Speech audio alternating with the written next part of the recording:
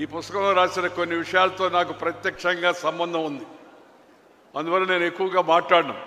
రామారావు గారిని అన్యాయంగా దించేసినప్పుడు అది ఆయన తెలుగుదేశం అమెరికాలో గుండె బాగలేక ఆపరేషన్ చేయించుకుంటూ ఉంటే దుర్మార్గంగా పదవి కాంక్షతో ఢిల్లీ పెద్దల యొక్క ప్రోద్బలంతో రామ్లాల్ లాంటి యొక్క ఆ రోజు ఈ యొక్క రాజ్యాంగ వ్యతిరేక చర్యలకు పాల్పడే రామ్లాల్ గవర్నర్తో చేతులు కలిపి మరి నాదెండ్ల భాస్కర్ రావు మిగతా వాళ్ళు చేసినట్టు ఆ దుర్మార్గం ఏతుందో దాన్ని ప్రజలు నేటి తరం తెలుసుకోవాల్సిన అవసరం ఎంతో ఉంది.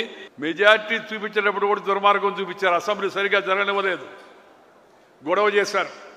నా ముందు కూర్చో ఒక ఆమె గాజులు పగలగొట్టుకుంది నన్ను రెచ్చగొట్టాలని.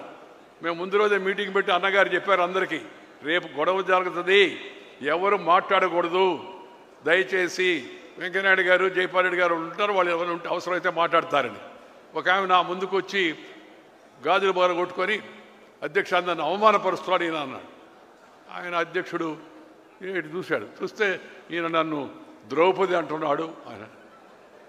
అంటే నేను లేచి చెప్పాను, ద్రౌపది మహాపతివ్రత, ఆమె పేరు ఎందుకు వాడతారని నేను వాడానని చెప్పి.